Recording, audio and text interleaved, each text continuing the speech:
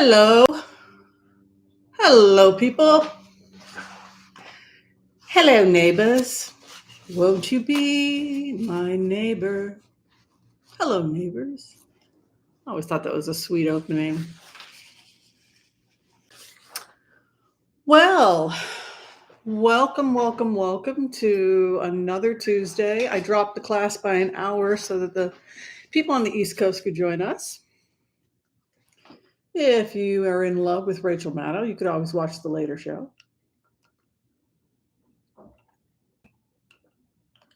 How's everybody doing? How is everybody holding up?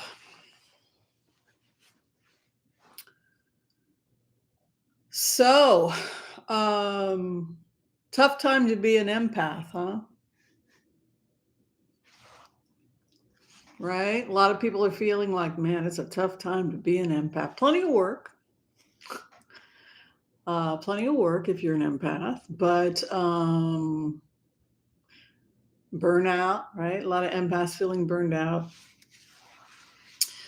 But the healers, the empaths, the elders, all those good people, they're getting, all the fairies and angels, the positive people, they're feeling like their fairy dust is running low. Who here feels like your fairy dust is running a little low?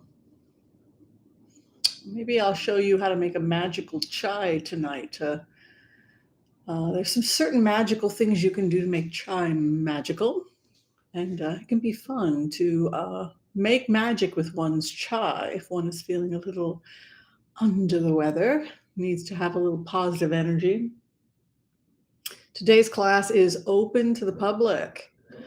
This is one of those classes that I was meditating on the last couple of days about what it is to be an empath, what it is to be a professional empath,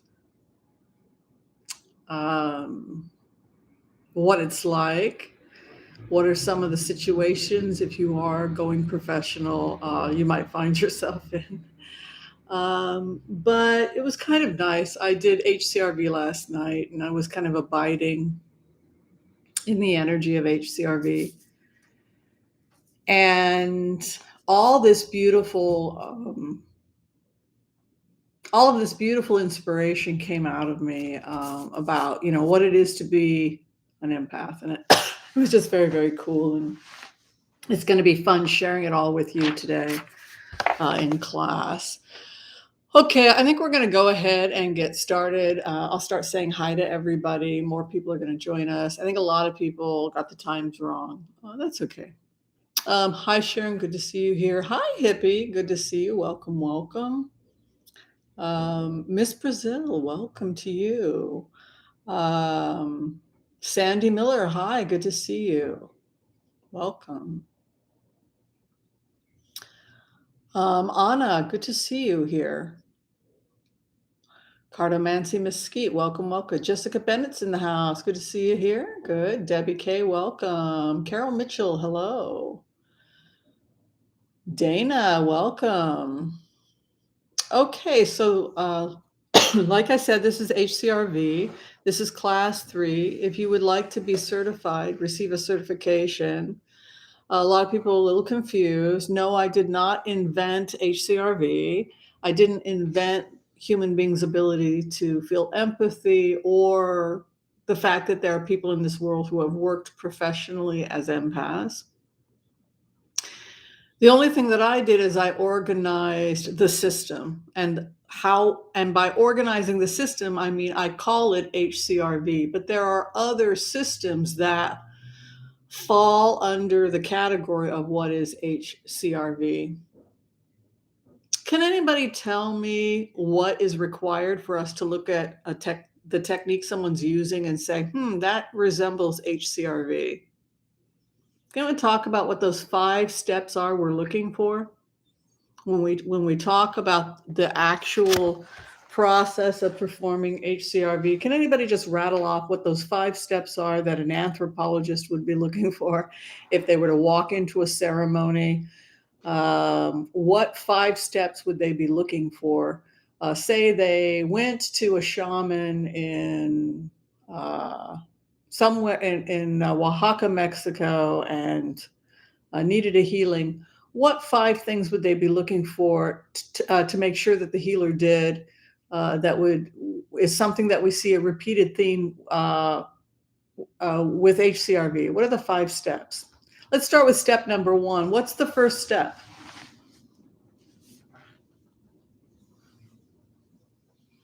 What's the first step of HCRV?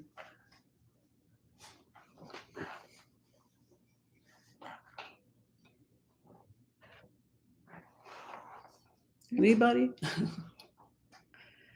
Number 1 is set and setting, right? So usually when you are going to get a healing or a reading, you'll show up at the shaman's house or the healer or the reader's house. And they will usually have some type of a setting there that's going to make you feel safe, right? And ideally, the the empath is going to be able to have created a safe space that's going to allow her or him to work. And so the most important aspect of set and setting is safety, but also we'll see ritualistic objects. And the function of the ritualistic objects, the music, etc., is to create the type of energy or mood that allows people to undergo a trance state, right? So if you go to a church and you smell the incense and you hear the church choir, what do you think is going on? You see the relics. What do you think that mood does? Right? It creates a set and setting that allows for what? An altered state, right? Then you burn the frankincense and the myrrh, which also those plants are associated with an altered state, with exorcism, with communicating with deities, and also with communicating with the dead with frankincense. And myrrh is for purification. So a lot of people feel that the reason why they paired the myrrh with the frankincense was to make sure that the spirits that you're communicating with, because frankincense is like a Geiger counter, it was thought to attract spirits when you smoked it, that they would see or sense the smoke. So the myrrh was added to as a purification to protect, right? So everything in the process serves a function, right? There's a reason for everything. Step 1, set and setting. Step 2 is what?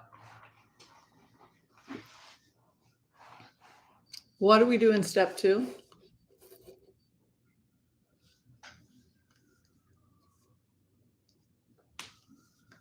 Step 2 would be the trance state, right? So then you would be able to enter into an altered state. So if you've ever been to a charismatic church, or you've ever been in an environment where there was music and mantras, a wedding, right? A wedding is set and setting. There's music, it's a safe environment, they're creating a mood, right? And then people get swept away into a trance state, right? With the lovers, right? So it has that aspect. So the second aspect is the trance state. And then the third is the very important step 3 is the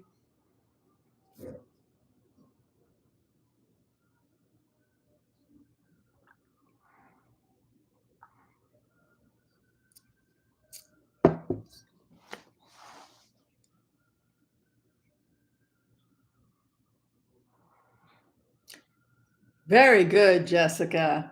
The abiding step. And some people will simply abide with Christ. If you look at the mini documentary In Hidden Light about Carmelite nuns, they often speak about entering into the state of abiding after they've done what? They've done steps 1 and 2, right? Because they've lit the incense, they've done the rosary, they've placed themselves into a trance state, and then they will do what? They will sit and they will abide with Christ, right? And they will allow themselves to receive the love or the healing that they need, right?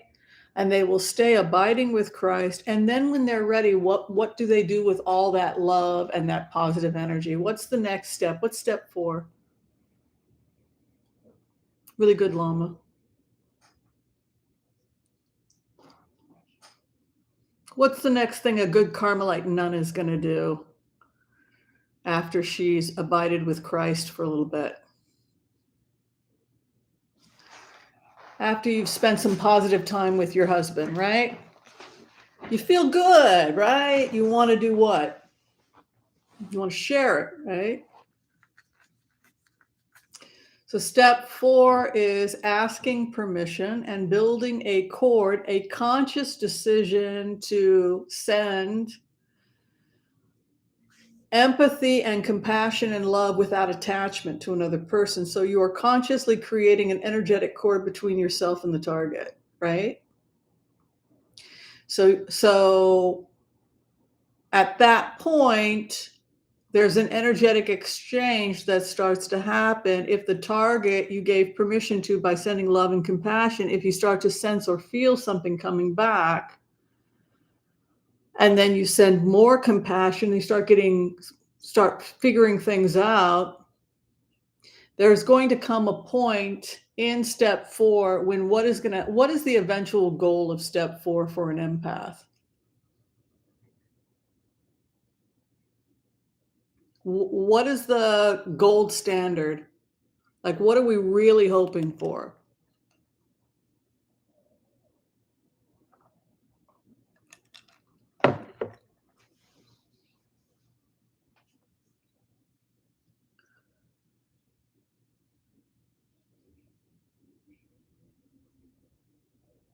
Right, Terry. The goal is to receive information, right? The goal is to receive information from the target, to make contact with the target. And if you're a professional empath, what does that mean? How do we get permission and we send love and we get closer and closer receiving information. And so for the empath, that means that the ultimate goal, and this is steps 2 and 3, they're starting to do this. I think they did this the first time last week, if I'm not mistaken. We did a profile. It's a lot more where those are coming from. The ultimate goal of step 4 is to be one with the target, just like you want to be one with the ball, right? If you want to be a great golf champion, you got to be one with the ball, right? Just be one with the ball. So it's like you bungee cord jump off with the target, right? You've got the target, you've locked onto the target, you're sending energy to the target, you're totally like holding on, you're one, we're in this together, and then you kind of like let the energy carry you. So you kind of you are one with the target. It's like one with the ball. Somebody had said, how do I know when I am on the target? When you feel a twitch in your gut. Because the twitch in your gut where the umbilical cord used to be, that area, between that area up into the point of just entering the 4th chakra is an area we call the core star. It's right about here. And that area is where you'll feel a twinge when you're starting to take in information from the outside world. But the thing is you have to determine whether or not is it you just reacting because of your own stuff?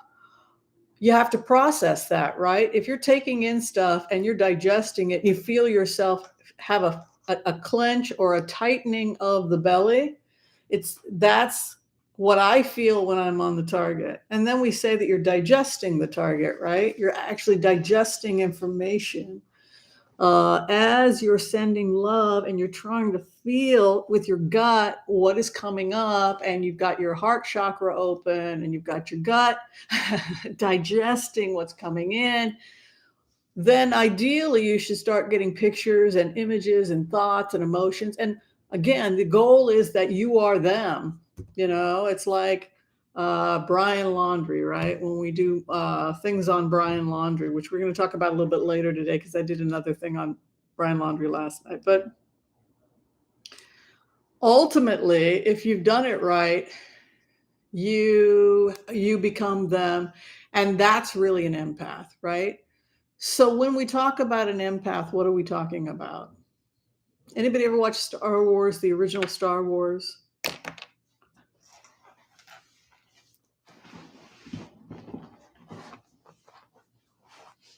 The empath. not the newer season where they actually had an empath, but the original one where they introduced the idea she would touch someone that had a wound, and then the wound she would have the wound, and then the wound would fade, right? She would become one with the wound, right? So in an you're physically not feeling it, but your energetic body is sensing as you go into the energetic body of the target. Um, I'm often asked, is it scary? Is it dangerous? What's dangerous is to be an empath that is not trained, because then you're vulnerable to everybody. Everybody who's having it, and then they can dump it all on you, and then you become the scapegoat because you're the one freaking out, and then everybody looks at you and says, "What's wrong with him, her?" Right? You become the designated patient. Very common for empaths to become the designated patient. So that's why you really have to take care of yourself first. That's why we emphasize step 3. And for a lot of people, they just want to focus on abiding, healing themselves, and that's okay. What's step 5? Once you feel that you have taken on the energy and received as much information as you are one with the target, be one with the ball, be one with Hillary Clinton or whoever it is that you're not looking at them and observing them. It's really important for people to realize that HCRV, we're not watching. They are not the other. If you get the higher up you get, you're them. You feel very indignant about the fact that Hillary Clinton is not calling you president. I mean, you totally get it.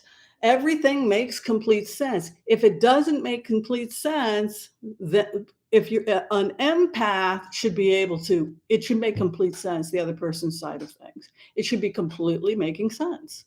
Just like Putin makes complete sense.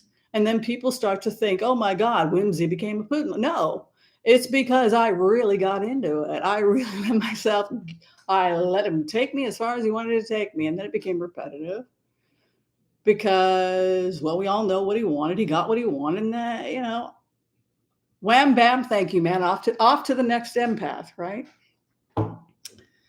So that's the gig, right? That's basically it. And if you're willing to do the work and practice the 5 steps, you'll be able to do it. And it's cool. And it can be unnerving for your children if you have children, because I know a lot of mothers, you should not spy on your children. I just want to go out on record saying that. But yeah, all kinds of stuff like that goes on. Yeah, I actually really liked being Lindsey Graham. I really liked myself. And I loved sharing my world with everybody. I loved talking about my little knickknacks. Did you see this last knickknack that I had? I just love this. My mother had similar little knickknacks. She used to collect dolls, those pretty little dolls. And then I collect my own knickknacks. I just love those. You should come by for tea. We have a very nice tea on Sunday. We play bridge. Do you play bridge? I play bridge. I just love bridge. I mean, we do have cocktails. Do you like, well, I'll take a Bloody Mary during bridge. It was one of those it was just wonderful. I just found her absolutely delightful. So that's very different, say, than the politician who we deal with in this dimension, right? Because that's HCRV is kind of somewhere else. Method is really close to HCRV, but it makes me afraid because so many actors are empaths, but they're not protected. And a lot of them wind up doing drugs. And I know personally actors because I was married to one, but it's very, I think they should get this kind of training because don't you think it would be dangerous to just start opening yourself up to these characters and not know how to cut cords and not, I think you should we teach it free here, man. Just learn learn what it is you're doing and protect yourself. Okay, so what about the 5th step? What do we do in the fifth step when you're done and you did a great job and you report back to your boss and he's very happy with your results?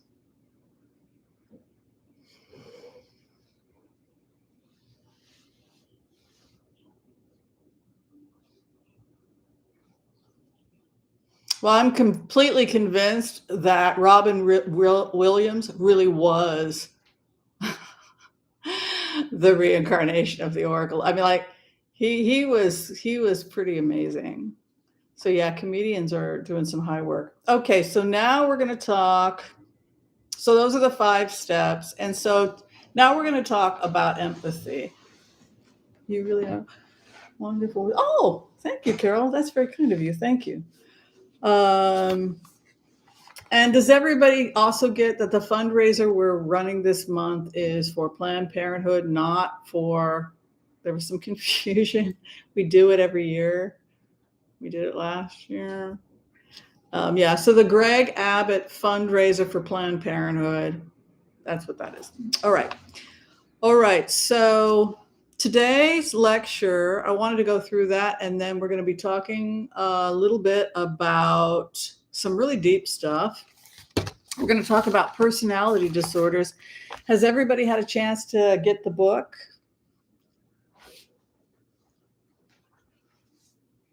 This is the book we're using.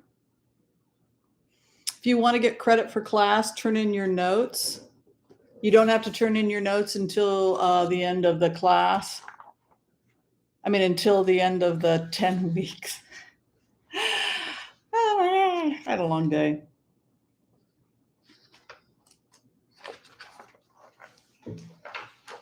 Yeah, we're going to talk about cluster B. All right, so we're doing pages 41 to 70. And one of the things I want you to get comfortable with is different people describing the chakra system. We talked a little bit about the chakra system and the seven auric fields. We talked a little bit about that last week. And there's some beautiful drawings if you really want to take a look at the 7 bodies, the 7 aspects of human beings. It's really cool. What's interesting is that the 5th body is known as the template. And it's actually the 5th body that we can go in and change the grid. And this is something that we're going to be talking about more with level 3. Y'all see that? And again, if you are following along in the book, page 44, and then you turn the page to the art, and you should see the 5th template, which is associated with the grid. So just as human beings have a grid, and you can go in and you can mess with the grid, right? If I go in, this is advanced. This is, if I go in and I see something I don't like. Hello, Anna. We'll ask Anna and Jessica and everybody else here. Okay. Say you go in and your gut is like clenching, your heart is open, you're feeling all this emotion, and you totally get everything that little Donnie is telling you, or Michael Cohen, or whoever the target is.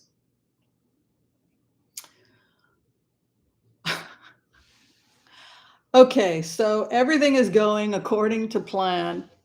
What do you think the biggest problem is? What do you think the biggest risk is? See, in 5th template work, it's you change things. For example, this is how hexes and spells work. You implant a thought, right? And then you keep going. It's very deep. It's a very subconscious thing that you can implant. Now, just as human beings have a grid, so does the earth.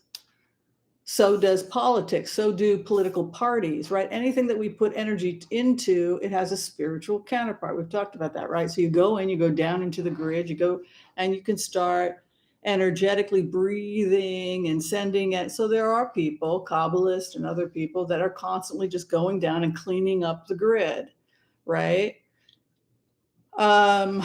Sometimes, this is something Silva Mind Control talks about this. That he would go down, he would make contact with the target. If it was a criminal that was on the run, he would lock on the target using Silva Mind Control, and he would tell them, "Turn yourself in. Your mother's worried about you. Turn yourself in. Your mother." And the person would turn themselves in because they kept seeing their mother worried about them. So that would be an example of somebody who uses a combination of HCRV, but then begins to manipulate, right? Sandy, you can hand in your homework at the end of the quarter. Just all the attachments together, because it gets to be too much for me. I mean, I would like people to write me a letter saying, "Hi, Dr. Whimsy, my name is so-and-so, and I like soccer, and I'm in your class." But you don't need to turn in the homework until the end of the quarter. Okay, so now we're going to talk about the empath. We have set the stage. For all classes, I don't require homework every week. It's same like in Europe. When you're done with the class, turn in your. It doesn't have to be every week. All right, so this is just some thoughts I meditated on that I wanted to share with the group about being like what I struggle with and what I work with, and hopefully it'll speak to you as empaths. It says to be at peace with yourself. That's the goal of a good empath. To be at peace with yourself because you have done the shadow work. So a lot of deep abiding, a lot of deep self-examination, the ability to look at your shadow. And I speak about that because did anybody see the interview? It was on The View where Sherry whatever was on The View. And she was talking about how she was one of the former co-hosts of The View, and she was saying, wow, I was this judgmental born-again Christian, and I had to learn compassion when I got on The View. And that's really what I think about with HCRV. If you're standing in a place of judgment, no, they should go to prison. I get it. If you're not a practitioner, and it's not your job to do HCRV, then knock yourself out, But if your goal is to be an empath, being rigorous in our beliefs is actually not going to help us get data and information, particularly when we're asked to profile somebody, whether it's long technique or short technique. Say somebody calls you for a 30-minute tarot reading, or you're using pendulum or whatever system you're using, you just do the Empath Prayer and you go straight in.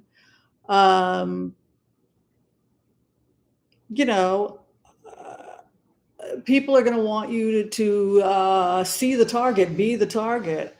I put my 2 cents in all the time. I do. I think I did quick technique today. I think it was a male target who was not treating my client well. So of course I got pissed at him. At the same time, I saw what I was up to. I put myself in the shoes of this gentleman. I knew what I was up to because I'm an empath, but at the same time, I could step back and say, I really don't like your behavior. But for the most part, you really want to put that aside. You want to put your own bias aside, because if you don't, it's going to block you.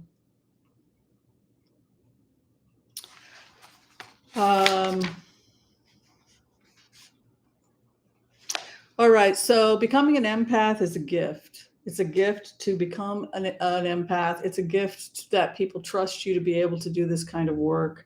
But you cannot stand in judgment because you literally have been everybody. And I thought that was a really great thing to think about as empaths. You cannot stand in judgment of anyone because you have literally been everybody.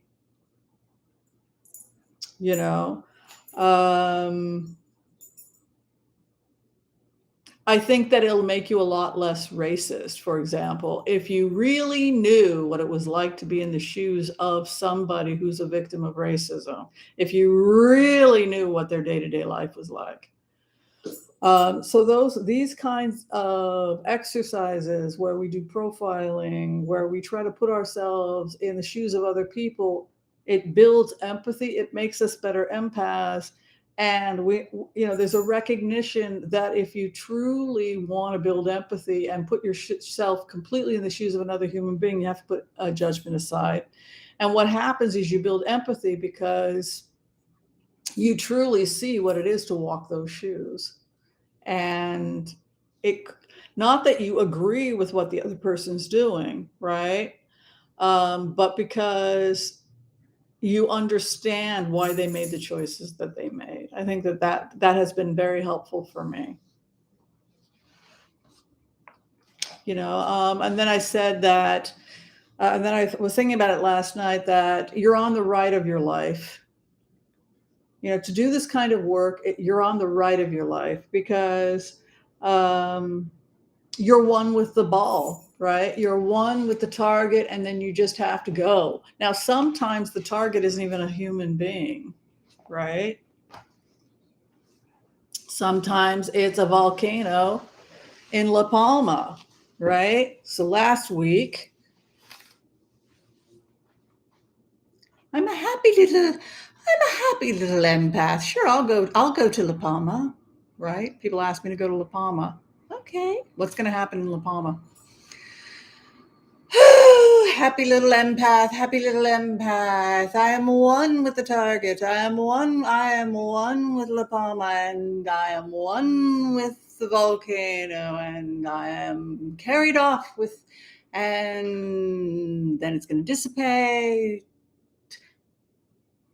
It's going to dissipate. It became like, I'm sitting, I am one with the volcano, and then the energy goes, and it goes up, and then it comes.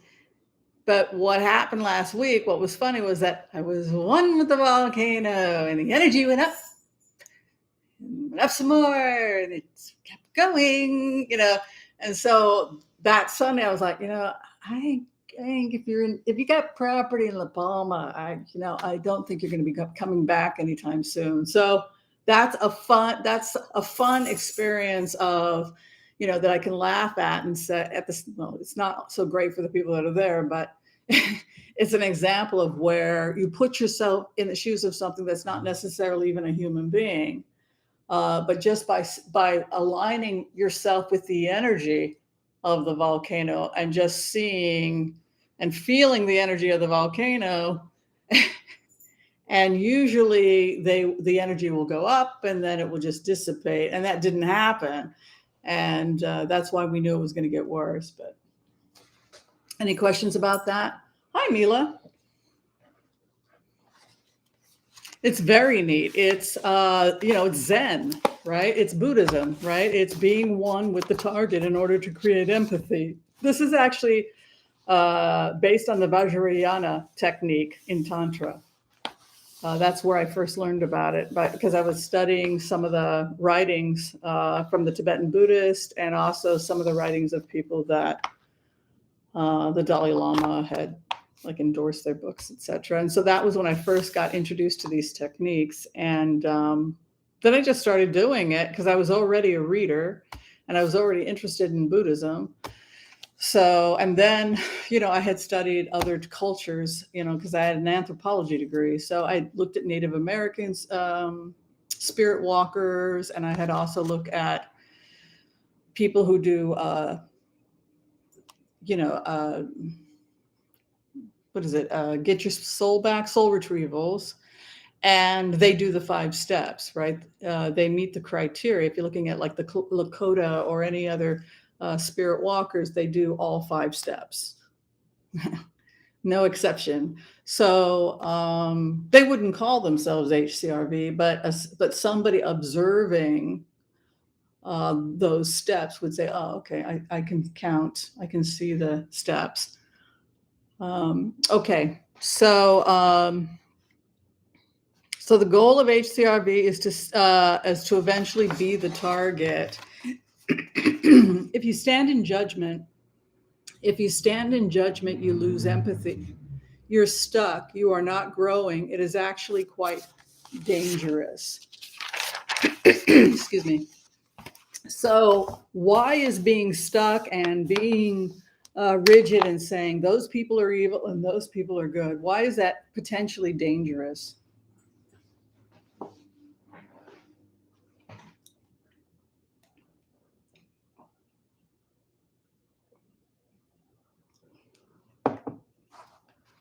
Mila, why is that dangerous? You need to, why don't you guys discuss it amongst yourselves? Nordic shamanism, yes. And Native Americans crossed the frozen tundra, right, 11,000 years ago, from what is now Siberia, which is close to the same. So it all has a similar origin, right? Hi. Yeah, let's go eat. Yeah, let's go eat. I'll be back in a sec. Come on. Let's go.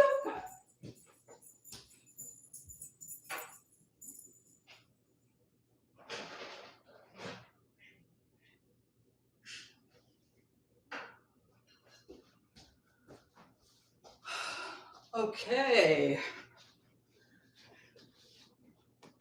So is this helping people bring it all together? You guys are getting, I know you guys are getting it because you guys are doing really well when we did like the exam was it last month we did the exam? We did the final and you guys did great. Yeah, so judgment is also a block. If you look energetically at somebody, what do? They do this. If you go back to looking at the book, she talks a lot about that, people defending themselves, people attacking, what it looks like when you have healthy dialogue, right? Okay, so when we're looking at antisocial personality disorder as remote viewers, and we've become one with the target, and you're starting to shimmy up, and you're trying to put yourself into the auric field of the target, you may start to experience energetically sensations in your body. I want you to write them down. An example would be, I went into a remote and I tried to shimmy into Robert Mueller, and my right shoulder was frozen. And I went, wow, why is my right shoulder frozen? And I heard myself say, oh, that's an old tennis injury. Oh, I play tennis. Yeah, I play tennis. I play tennis. Like, you start to get information like, oh, I'm Robert Mueller. I have a tennis injury. I play tennis. What else do I do? Is there an instrument? Let me look in a mirror. You start, the more you get into it, see how far you can go. Sometimes it's your own imagination, and a lot of the time it isn't. And that's the sweet spot when you can go and check your work, right? So if I send you and I say, hey, Melissa Miller, good to see you here. Welcome back. I need to send you, I got a target for you, and nobody else can do it. My other remote viewers are off dealing with the disaster in the Ukraine. But Melissa, I need you to go down and I need you to check ABC with the bad guy in this particular area. And you go down and you see stuff, and you are horrified. How long do you think you're going to be able to maintain that loving stream with the target? How long are you going to make contact? You're not. So what are you going to be doing instead? Thinking about your own opinions, and then you come up, and then what is the report that you give your client? Your own opinion, right? They know your opinion. The weird thing when I first started this channel was I was just a straight remote viewer. Nobody ever heard me say anything. A lot of people miss those days. Like, oh, remember those days when she would just deliver the remote and go away? But then people are like, well, who is she? Who does she work for? And then I had to come out, and then it was fun and I made friends. But I used to just come in, deliver it because I wanted to be a good medium, right? We're using mediumship skills. A lot of us are mediums, right? So you want to be a good medium. So a medium doesn't want to be biased by anything, right? The goal is to be one with whoever you're channeling, whether they're alive, dead, or whatever, right? So I just used to go in, receive the information, and then I would report, this is tonight's remote. And now it's changed. Used to be a little bit more mysterious back then, wasn't it? Okay, so what you'll start to see when you get into contact with certain personalities is you'll start to, for example, feel that a chakra is open or closed, and what that can tell you about what the other person is going through. We talked last week about the first chakra being closely associated with the reptilian complex in the brain, which is the first part of the brain to be developed millions of years ago, and that's why they call it the reptilian complex. And it's associated with the most primitive emotions, right? Fear and anger. So first chakra is heavily associated with fear and anger. Second chakra, sexuality, is also associated with the reptilian complex, but also the primitive aspects of the limbic system. And the limbic system is hormones, right? So it's a very primitive desire for, mammalian love, right? So those are the first and second chakras. When they're closed due to early trauma, then you can start seeing some interesting personality disorders. Usually the development of the first and second chakras, when they're starting to open up, ages 0 to 3. If you see trauma and those are closed, you'll see a lack of empathy, people that operate from a place of fear and anger, manipulation, lizards, right? They're totally focused on the first chakra because their higher aspects have not been developed. So you'll often see an active or congested, like overly active first and second chakra, and possibly even a really highly functioning third chakra. And that's because a lot of sociopaths are quite developed intellectually. They don't believe in God. They don't believe in good and evil. They don't believe in it. They believe in, money, business, etc. Science. Well, I believe in science too, but it can be this very cold. It's the King of Swords, right? So they can do very well in the third chakra. May be doing very well, may be very well developed. Third chakra is associated with mental capacities. The problems start to happen when you get to the fourth chakra. And if you again go back to the book, here she is. This is stage 4 with her guides doing a healing. She's working on the 5th template. She's actually changing the grid. So I wanted to this is the kind of stuff you're going to feel, right? If somebody's got a broken heart or a wound or they're completely hollow, right? After somebody leaves you, or someone dies, you feel hollow, right? These are things you'll actually physically feel in the body. And again, the opportunity to feel them when we put judgment aside and allow ourselves to be the target, be the ball. That's the goal. Just be the ball. But I'm gonna change who I fundamentally am. No, you won't. You'll just be a better version of yourself when this is over.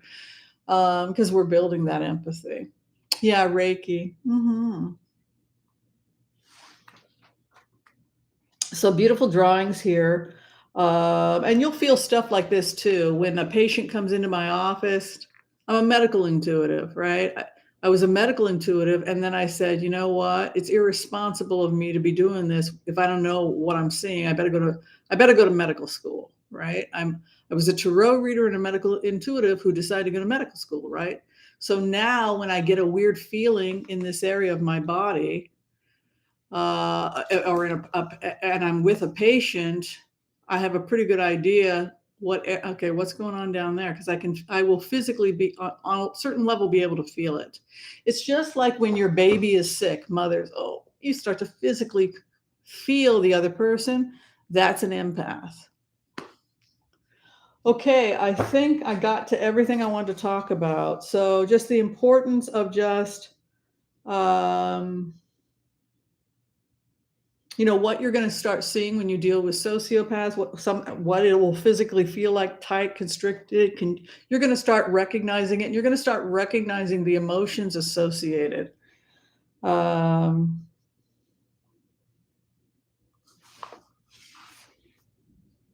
Yeah, they may be a brilliant surgeon or a mathematician who's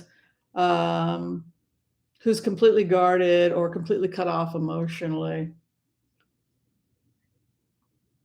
They may be a great scientist who develops weapons that kill thousands of people. So you may see someone whose third chakra, the mental body, is very developed, but it doesn't necessarily mean the person's spiritually developed. All right. And so, and then the other thing is you may be seeing a hyper-developed sixth chakra in people who are sociopaths. Why do you think that would be? Why would a sociopath have... Anybody see Silence of the Lambs? Why would a sociopath have an overly developed sixth chakra? Anyone want to tackle that? And then we're going to do a target.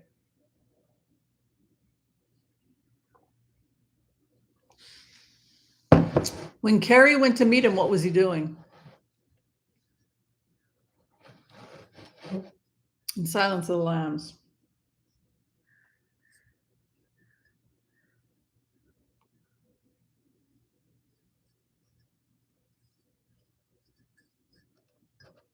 We know they have a hyperdeveloped third chakra. What does the third chakra do?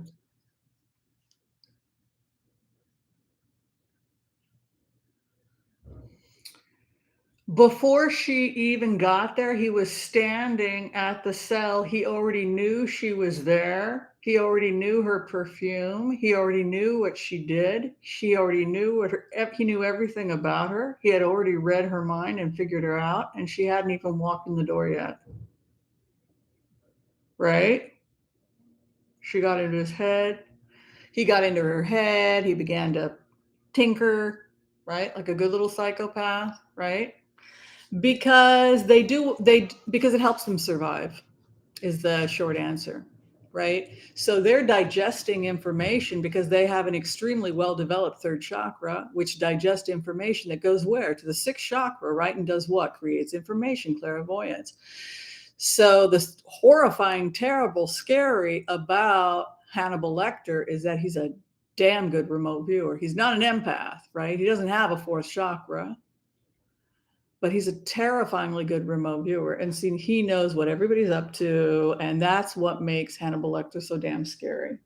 All right, last thing I want to leave you with before we do today's assignment is, this is the message I got from Spirit.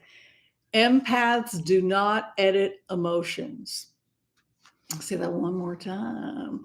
Empaths do not edit emotions or label an emotion negative.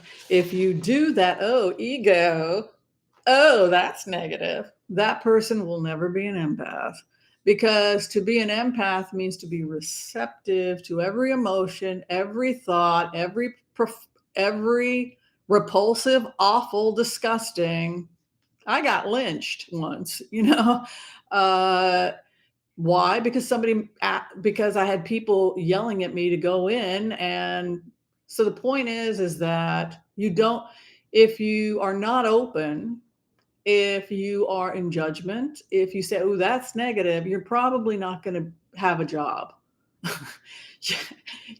Who would hire you? Oh, well, she only wants to be happy. Okay, well, I'll pay you as an entertainer, but you're not going to give me real information.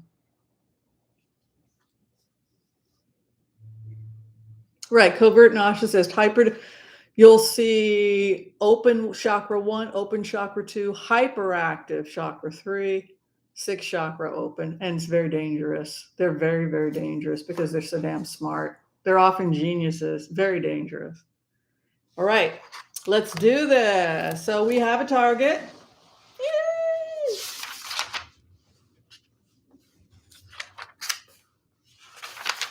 Got to find the number. Oh, it's right here.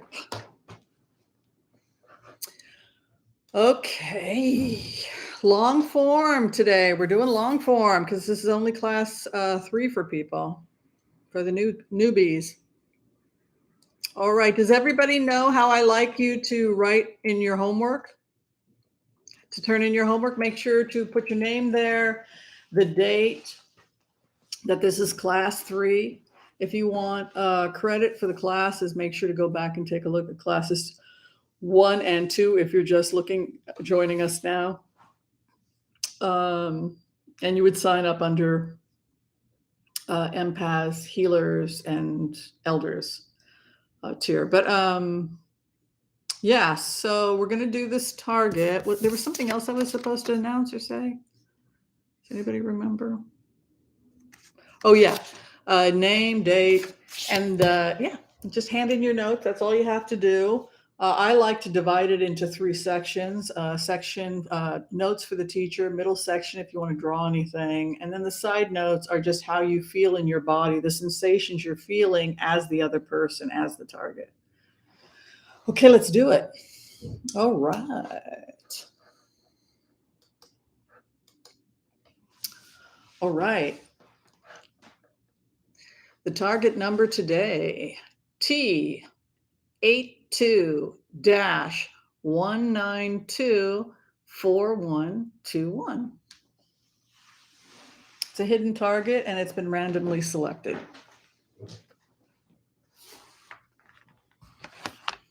Okay. All right, we'll start with step 1. Make sure you're not going to be disturbed. Lock the door. If you want to tap a chime or put on some mantra music or light a candle or burn some sage, anything that's going to help you get into the mood, feel safe, go for it. Okay. And we're just going to have you go ahead and close your eyes and just relax.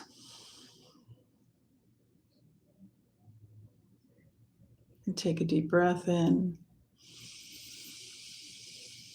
and out.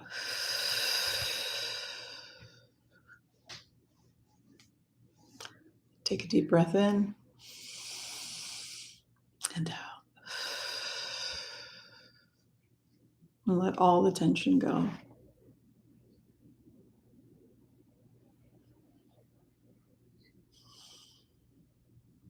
And just imagine that you're in a beautiful bubble of light, a shield of protection. A beautiful shimmering gold all around, protected. You're a bubble of light, you're in a bubble of light and a shield of protection, and no one and nothing can harm you during this process. And while you're in a bubble of light and a shield of protection, I want you to imagine that there are roots growing from where you sit deep into the earth. Going deep into the earth. And planting themselves deep into Gaia. All the way through the floorboards, all the way deep into the earth. Even if you're on the 10th floor, it doesn't matter. And imagine all this beautiful love from Gaia, this beautiful swirling white and golden light coming up to the first chakra and just flooding you with this beautiful, loving, warm, golden white light. Just bathing you in a beautiful, loving light.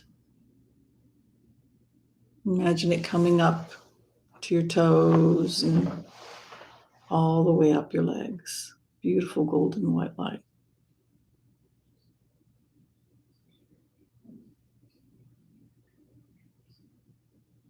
Imagine it coming up the coccyx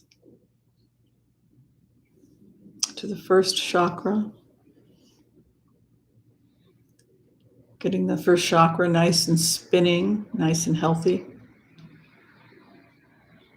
Healing it. And then sending the healing up to the second chakra. Beautiful, beautiful golden light. Healing the second chakra. which often will appear golden or orange, which are the colors of Oshun in the traditional Yoruba. It's interesting that the Yoruba knew that. Second chakra is love, romance, sexuality, and it is orange.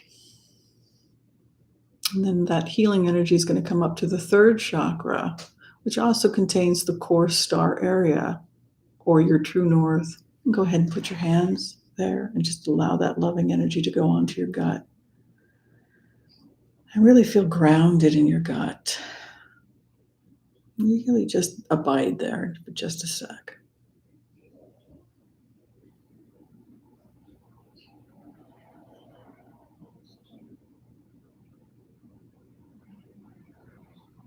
Now imagine that beautiful healing energy coming up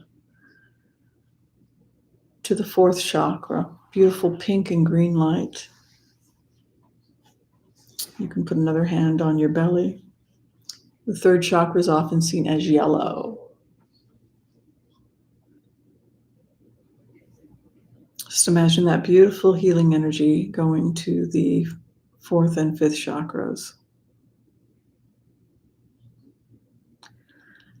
And then while you're abiding in that loving, beautiful energy, I want you to imagine some beautiful energy coming from the sky, right? This beautiful, the yang energy, right? We want to balance the yin and the yang, right? Bring this beautiful sun, yang energy coming down, opening up the seventh chakra with a beautiful golden white light.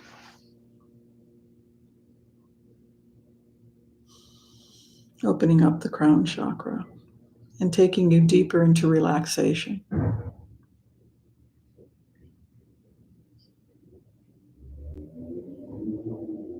Opening up the sixth chakra, and you can go ahead and just breathe and imagine you're breathing, opening up the sixth chakra, which is often a beautiful indigo, violet.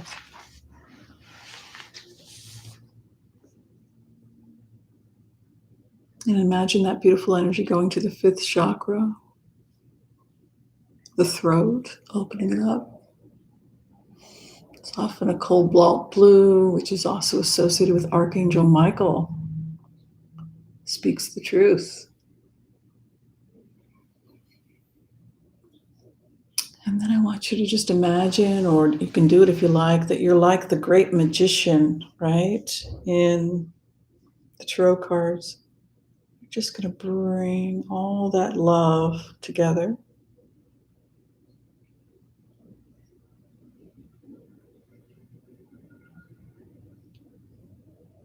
Right down to the core star at the space between the third and fourth chakras.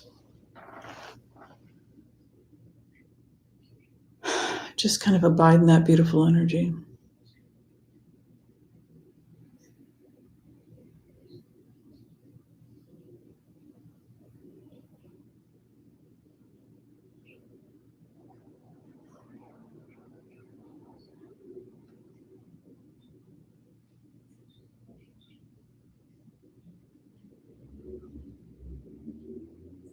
And while you're abiding in that beautiful energy, I want you to imagine this beautiful, loving white light energy, this beautiful ball you're forming.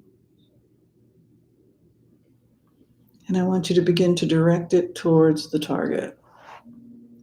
You can put one hand, if you like, on the numbers that you've just written and just run them along the target. And then I want you to take that love coming from the chord that you've created, combination of the third and fourth chakras, just begin sending empathy and non-judgment to the target. It's a human being we're doing, not a place. It's a human target.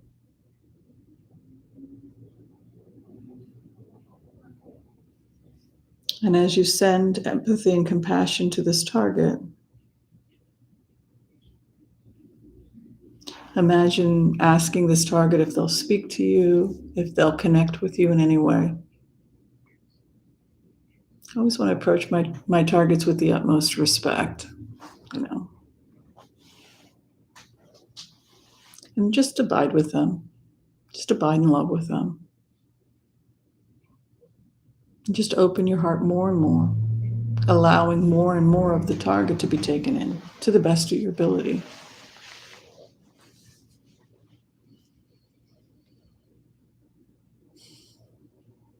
And as you're abiding with this target, I want you to focus on your gut and begin to try and sense things about yourself. You may want to look at your hands.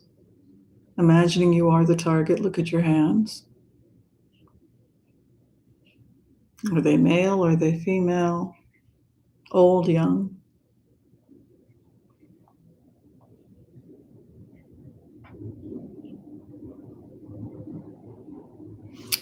Are your hands light? Are they dark? Are they old? Are they young? Male, female? If you can get to a mirror, you may want to try and look in the mirror to see what you physically look like. You may also want to know how you feel. Are you happy? Are you sad? Are you male or female or something else? Are you alive or have you passed on? Are you a person in history or a person today making history?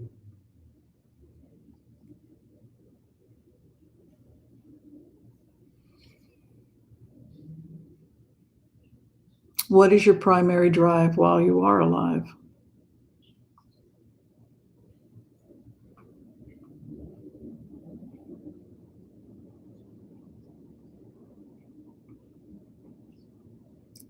Do you have a favorite food?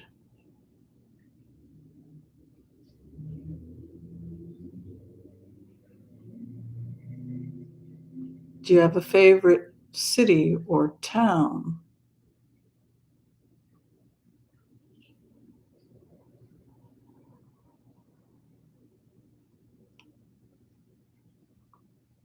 What do you hate more than anything else?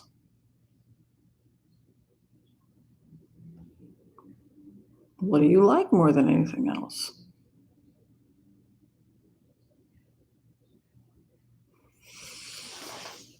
All right, you can ask the target as many questions as you like, and in a couple minutes we will thank the target, cut cords, and we will talk about our impressions.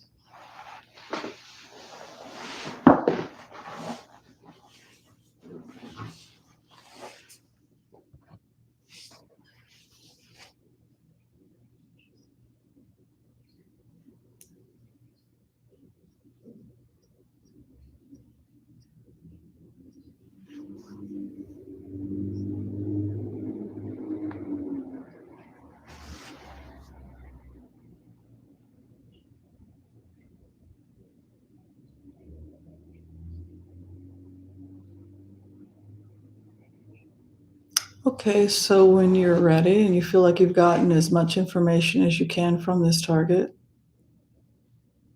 I want you to thank the target. And then consciously cut the cord that you've created with the target.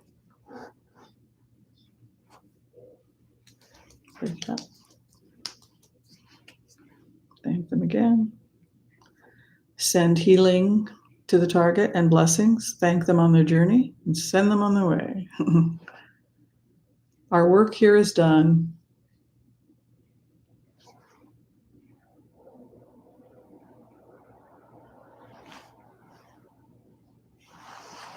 Yvette got a man over Russia. Is this individual alive or dead? Let's start with that. Alive or dead?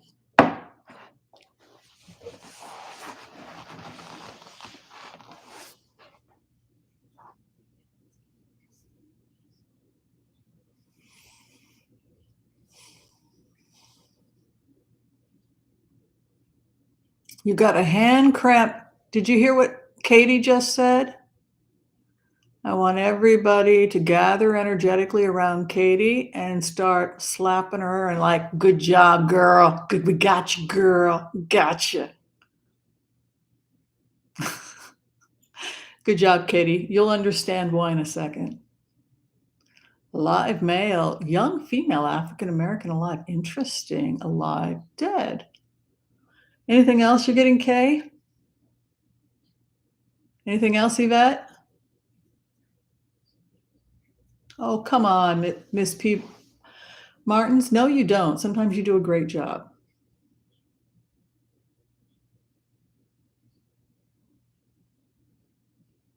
The scared man. Very interesting, Tracy.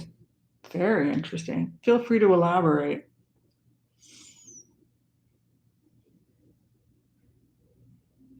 Oh, Gretchen, I love that. Oh, Sandy, I love you. Good job, Kay.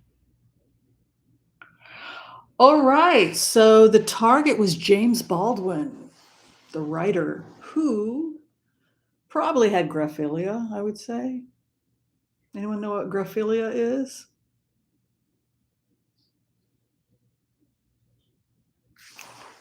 He was a journalist. He was a writer. Didn't he write "Tell It on the Mountain"? He wrote about the African American experience at the beginning of the 20th century.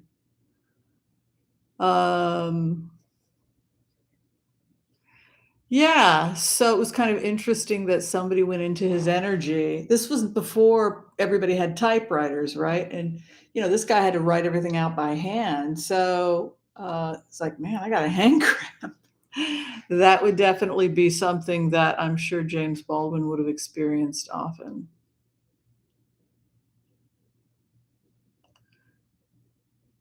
Oh dear, I don't know what that would be, Terry.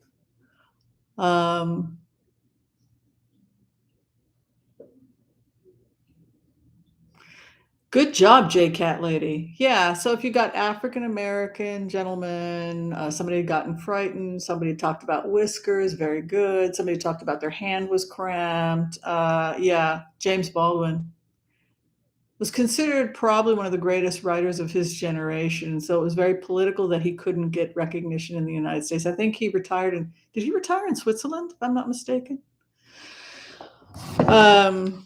Good job, everybody. So again, you don't have to turn your homework over. Most people are saving it until the end of the quarter, but it'd be nice to get an email from you just saying, hi, I'm in class 1 or hi, I'm in class 2, just so I know who's who.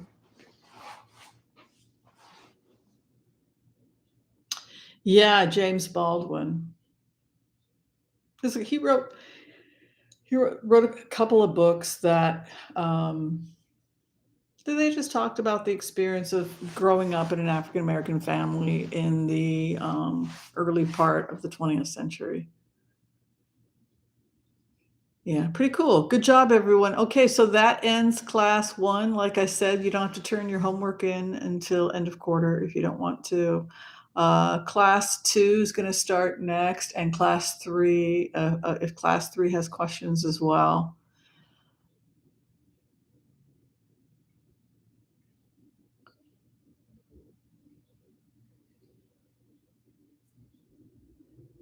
I don't know. That's a really good question. I read his biography a while ago, and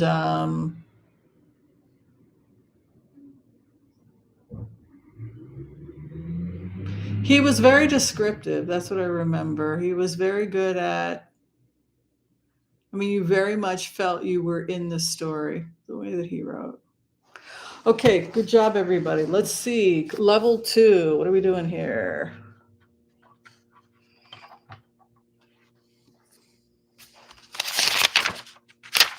Okay, does anybody have any questions? I wanted to go into with level 2 more details about what it was like to be one with the target. And if anybody that was level 2 last week, I think we did we do a homicide? Is that correct? Right, we did. You guys tracked.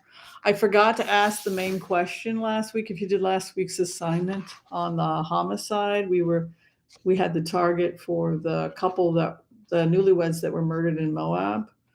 We did a targeted assignment for class 2 and 3. I forgot to ask you, what direction did you go in? Those people who participated. Anybody who participated in Solve a Murder last week, if you could just tell me which direction you went in, now would be great. Like, just because I had a certain area I went to when I did the experiment, and I'd just be curious if we're all going, because when I start to see patterns in HCRV, then to me that's noteworthy. I'm just curious if when you did the experiment on the Moab murders, if afterwards, as the killer, you had any unusual thoughts or went in any particular direction after that, if anything stood out for you. Yeah. Okay. Thank you, Kay. South. I went south. Did you go southwest or southeast, Kay? Northeast. Okay, Jessica. I went southeast. I went east, but I think it was a little south. I mean, I remember going this way, which would be east. East of the campsite. Like, the camp was here, the water was here. I came in from this way and I left this way. And then I might have gone south after that. I don't know, but southeast. Yeah, Terry, did somebody got southwest? I got southeast, south. Everyone's getting south. So we've all gotten south. Yeah. Well, I guess we'll know more as it goes. Okay, so did anybody have any questions, group 2, about or challenges or struggles with this it's rather unpleasant, isn't it, when you've been asked to do a target like that?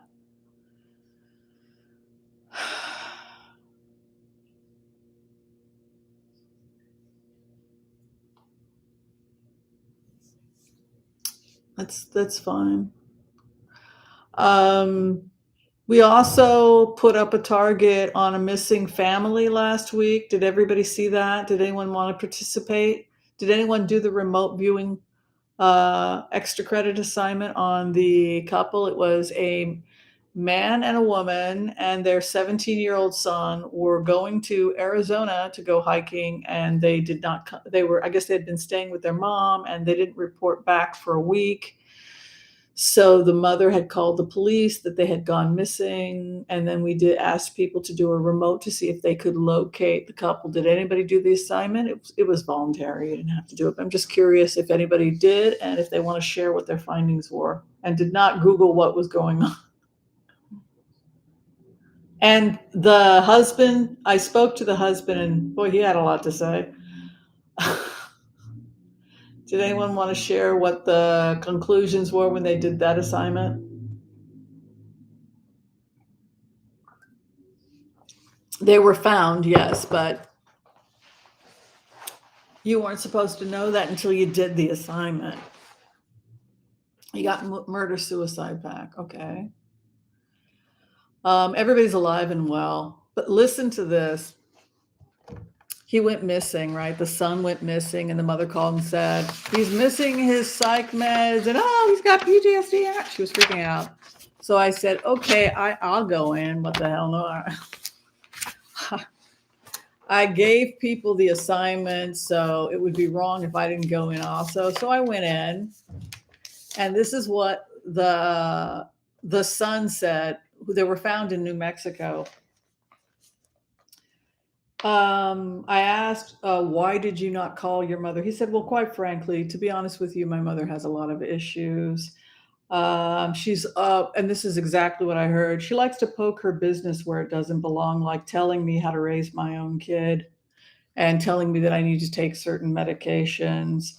She's actually a control freak, and how I raise my kid and who I have as a wife is my business.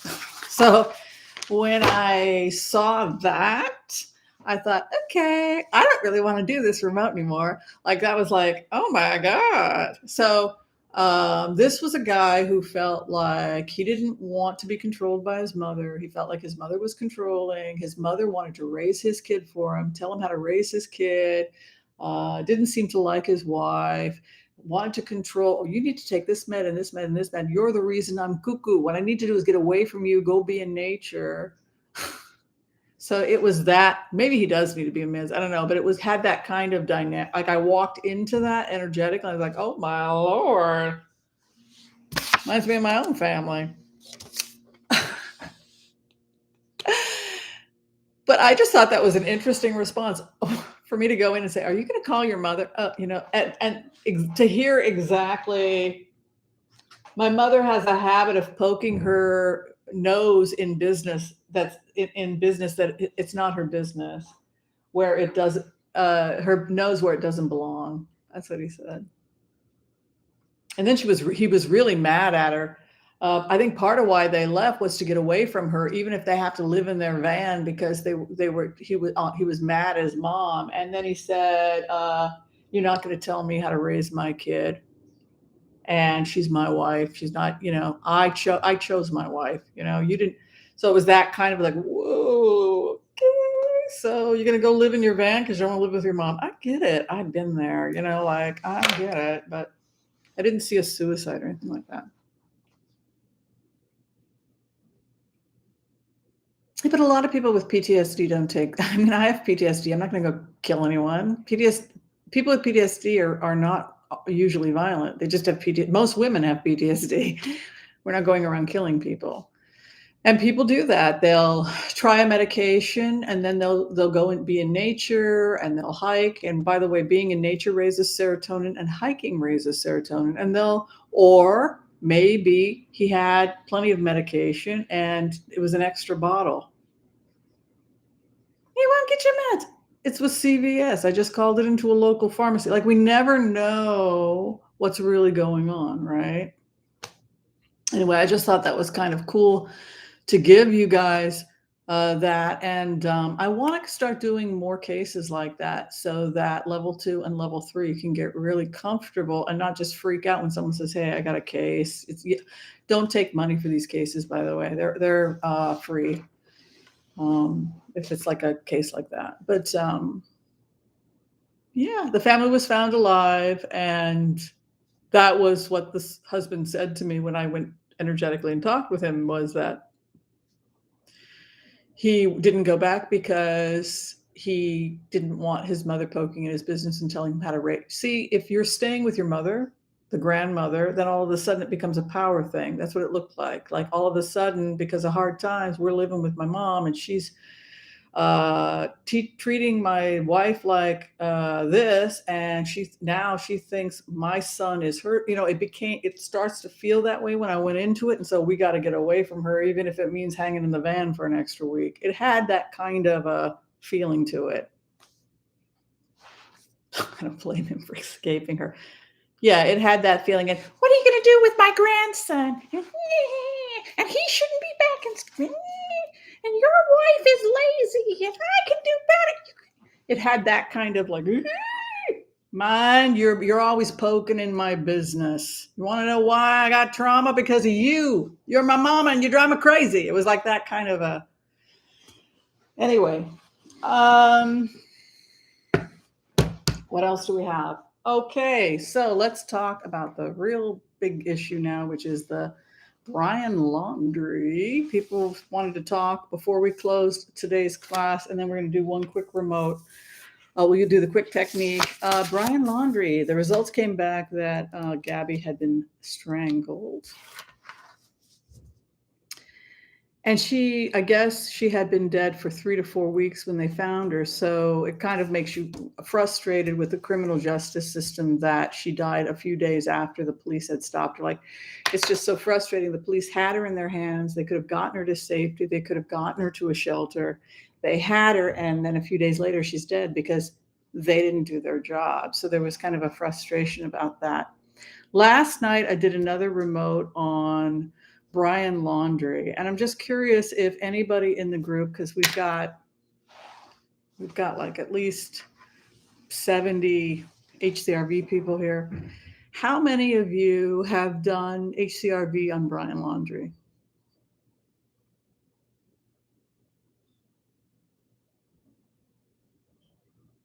Anybody? And any results? See, the first time I put myself in his shoes after I got back from the camping trip, I was in a mental state where I was in complete denial and I was trying to convince myself, right? So I kept saying things like, "We had a fight, she took off. We had a fight, she took off. She just took off. She just took off. We had a fight, she just took off." Now, then I felt pressure, like more and more people. Then we hear he runs away. Now, when I got in, I felt like my direction was southwest, the southwestern United States. I'm going southwest. So they haven't found him yet at the Carlton Reserve. Right? Now, when I was doing a meditation last week, I saw in the meditation a train track as I'm facing north. To the left, I see a train track. To my right, I see a white building. And this is the area where this person is squatting. Okay.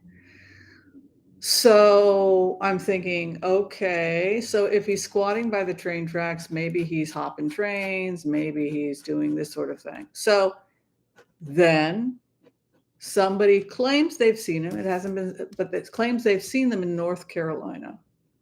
And he's driving a car. So that's interesting because it means he has a car. Whereas before, we were assuming he didn't have a car. I keep seeing these train tracks. Is he jumping the tracks? Is he driving along the tracks? Is he camping by the tracks? Now we know in Appalachia it's logging roads and they have logging tracks, right? And so it could be that I'm just seeing the general terrain there. But what's interesting is that last night I did another remote. And again, I put myself at the Carlton Reserve. So I put myself in the Carlton Reserve. And what I can figure out is that I got to get out of here and for some reason, I got to get southwest. Oh, I had assumed that I'm on my own. The car is parked there. Right? And I'm either in the Carlton Reserve or I've left. Those are the only two options, right? If I leave by foot, it's probably not a good thing, right? I mean, I might be able to get to some train tracks. If I go by night, it takes 2.5 hours to get to a logging track. If I know what I'm doing. But last night when I went into the remote, it felt different. When I put myself in the shoes of this person, I felt like I got out of the car, I left the car, and then I turned around and got into another car. And somebody else was driving that car, and we left. So those are the three possibilities that my brain came up with. Number one, he's in the reserve, and they just haven't found him. Number two, he left by foot, and the only way he could the only physical way to get out of there by foot would have been the trains, right? There's nothing else but old logging trains, right? Or number three, he got into another vehicle with somebody and somebody physically took him in another vehicle out of there, right? Can we all agree, those of us who do HCRV, that did anybody come up with another option between those three options? I'm just curious because every time I go down, what am I going to do? What am I going to do? Now, if I have someone I can call to trust, who I can get into their car or something like that and explain things to, and delay. I had a fight with my parents. Can I hang with you for a couple days? They don't need to know anything. They don't know they're an accomplice. But the thing is nobody's coming forward, right? So those are the options. He either went by foot by himself or some other vehicle, or someone helped him.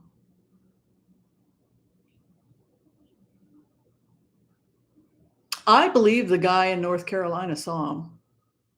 You know why I believe it's a real sighting? Who here thinks the guy in North Carolina really saw him?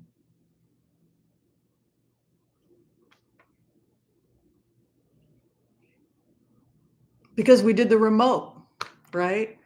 Before Brian Laundrie spoke with the guy, We did the remote. What did he say?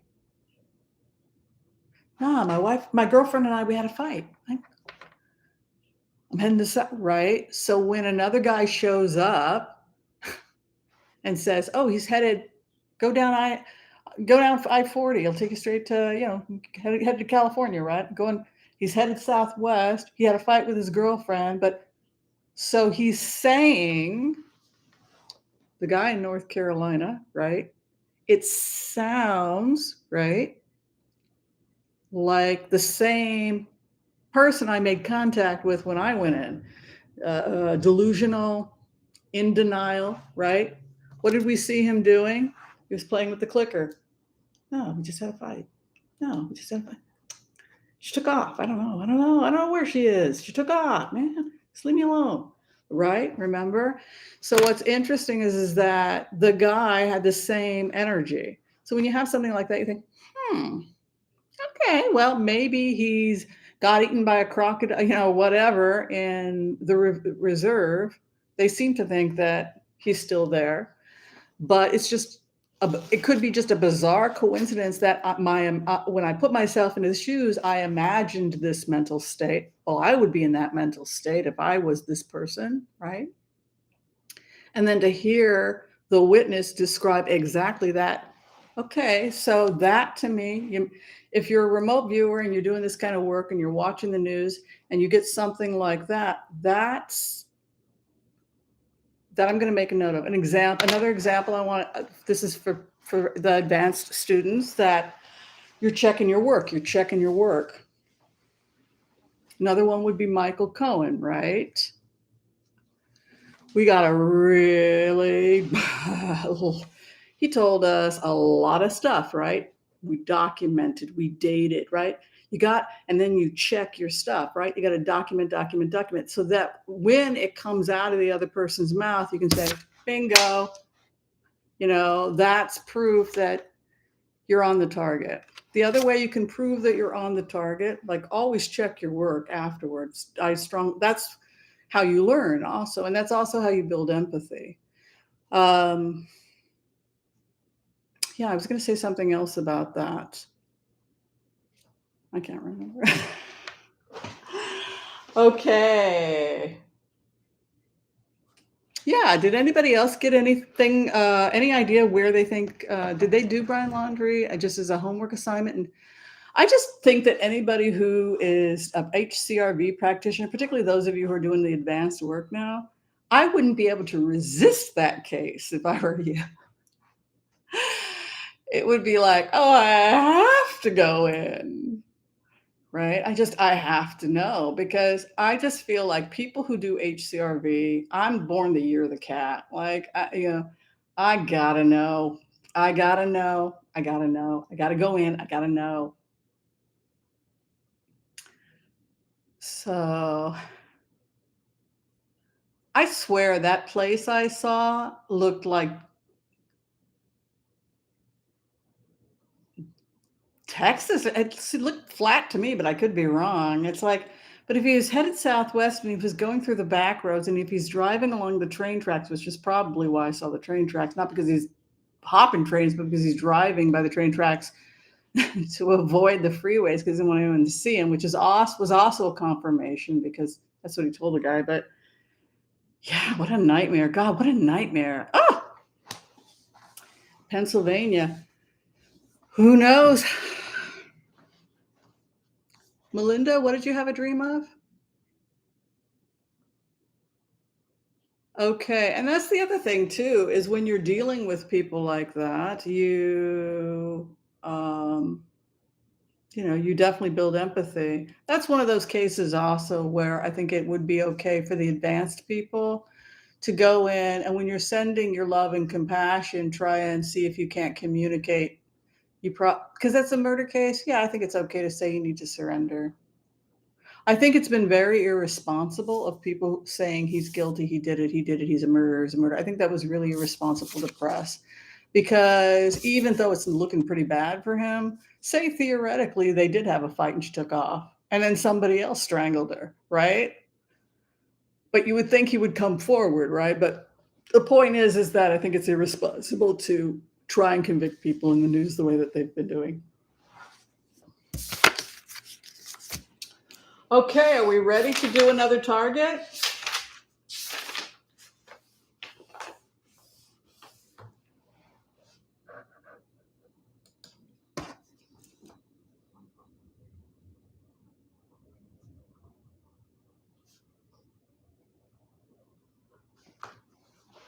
We'll do quick technique because it's going late. It's already 7:30. It's not, wow, I'm sorry, guys. I know you like to be out of here by 7:20, 7:30.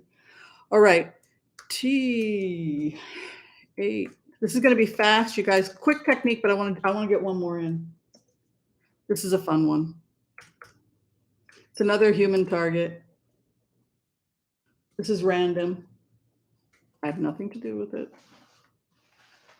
All right, everybody ready? Quick technique. You can use a pendulum. You can use tarot cards. You can use blitz. I don't care, but it's quick technique.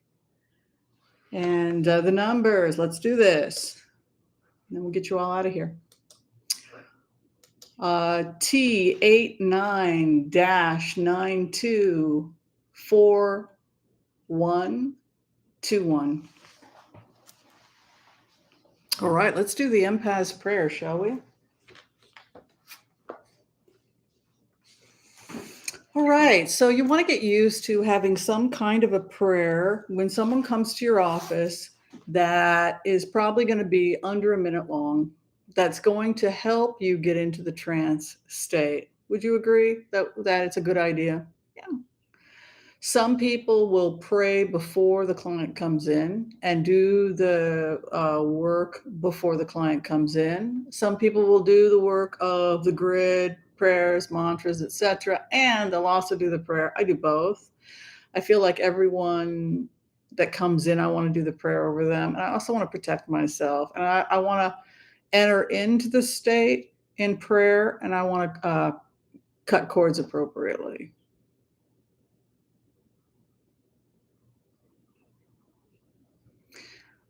So, no, this is not a live case. This is just a random person. We talked about cases today. We talked about Brian Laundrie, and then I gave a homework assignment. I'll give another homework assignment. If you guys like that, I'll give you guys another cold case. You guys did good. The more we can all do, the better we will all get, right? Me too. Like, I don't do well on cold case, like black like that, where you can't see anything. So we just practice, and learn to trust your gut. All right, let's do the Empath Prayer. Okay, I want to call on white light protection for myself and this community as we ask permission from Spirit to access the Akashic records. We call on our spirit guides and good angels to be with us. Please give us the clarity and the wisdom that is needed to empower us on our journey to make the best decisions for ourselves, our families, the planet, the people we love, but also to help those that we may have strife with. And together, collectively, as a community, we say, Amen. And so if you're doing the quick technique, you really want to just focus on being grounded and focus on your gut, your core star. If you're done reading Hands of Light, you can move on to the second book, Light Emerging, which has a lot more detail about this type of work. But you really want to just imagine yourself grounded to the earth, and you really want to focus on that core star, that belly area, which is the space between the umbilicus and the sternum, right about there. Now, if you are using a quick technique, like I said, and you've got yourself grounded and you're bringing in the information, you've got yourself in, you're alert, but you've got yourself in a semi-trance state because you've done something like the Empath Prayer, you can then work with your pendulum or your cards and just see how you go. Now, your gut is going to talk to you. You're going to physically feel things. If something is true or false, usually your body, your digestion, your core will give you a reaction, right? So that's what we want you to focus on today. Just getting comfortable with locking on the target in quick technique and digesting it and knowing and trusting your gut. Sound good? All right. So you don't need to use a pendulum or anything like that for quick technique. You can just sit with your gut. Dubois, the medium Dubois, she just does this with her hand as she's getting information coming from the gut. Yeah, so whatever works for you. Okay, so the first thing we want you to focus on as you go into this energy is I just want you to focus in on your gut. You can use your, like I said, your pendulum or whatever you're using, and tell me if you feel or sense a gender from the target.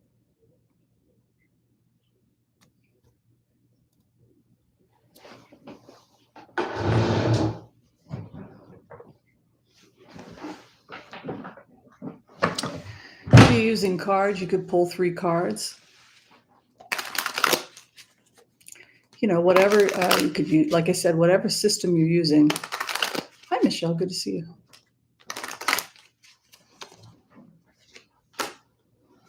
And is the individual male or female? Ask yourself, you could say, I am male, and see what your gut does. I am female. See what your gut does as the target, right? The empath, you are aligned with the target. Am I female? Am I male? No, I'm not male. No, I'm not. See, you should be able to. That's just work on that a little bit. It can be helpful. Are you alive or deceased? Am I alive or deceased?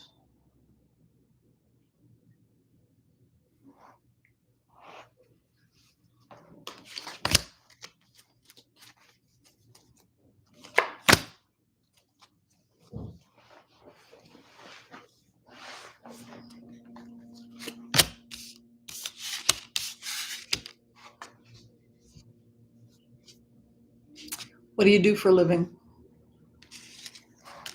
Or what did you do if you're dead?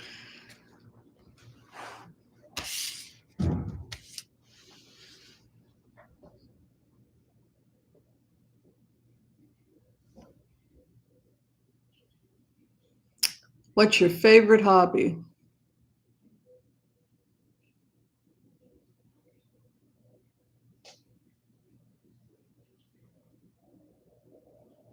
Are you married? Were you married?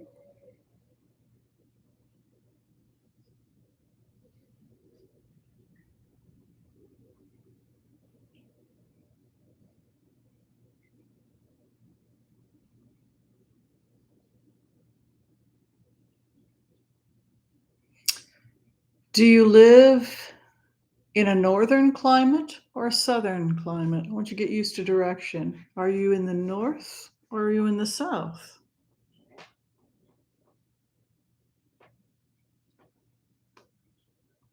Or did if the patient just passed or if the target has passed?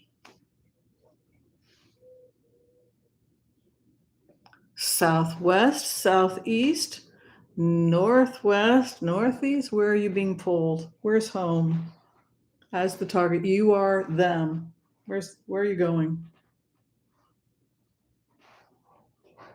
Just let yourself be carried.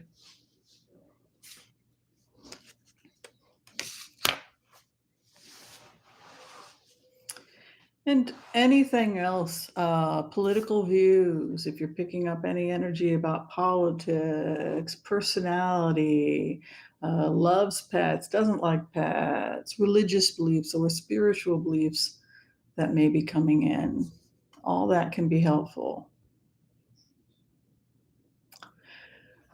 And after you're done collecting information from the target, you will thank the target and you would close the Akashic field. When you seal your cards or close, you thank the target in your mind and say, you're going to close the Akashic field.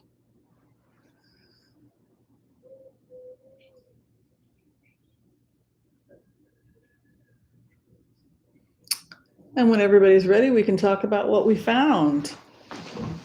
Good job, everybody. There's like 127 of us. Awesome.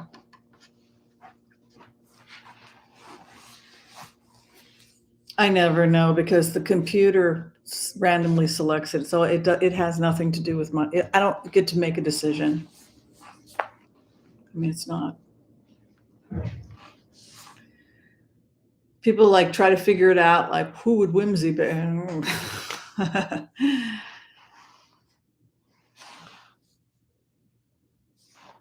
Interesting, Sandy. What's this person do or did for a living? Did you pick up any physical features? Hair, eyes, nose, anything like that?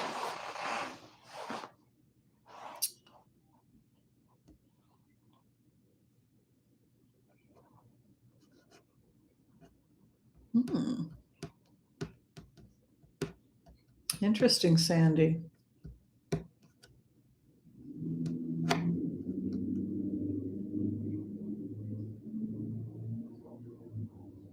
Nope, the target's not 500 pounds. Interesting.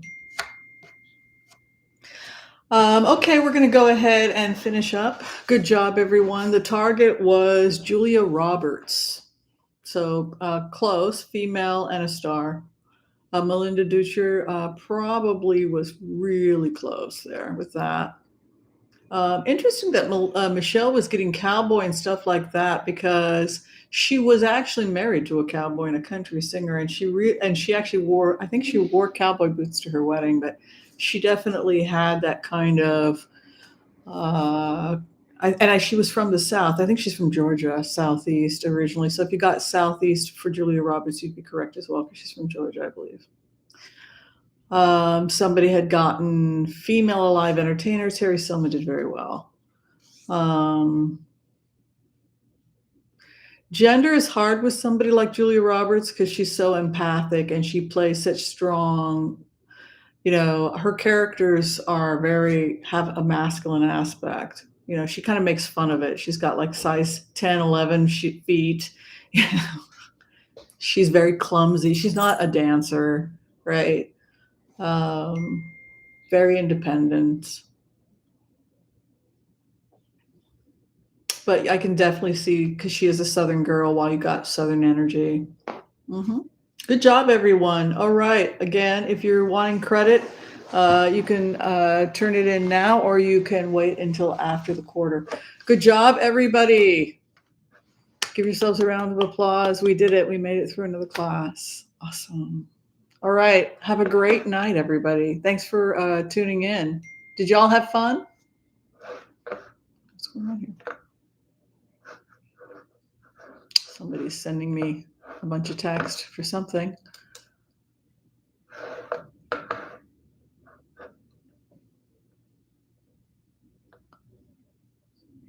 Oh, okay. Just something. All right. Thank you, guys. Love and light to everybody. And thanks for participating in the open class. I wanted to be open because we talked about empathy and how compassion and being rigid and in judgment can harm us as readers. And it can make us not give the most accurate readings we should. Being able to put that aside is very helpful in the process. Oh, nice.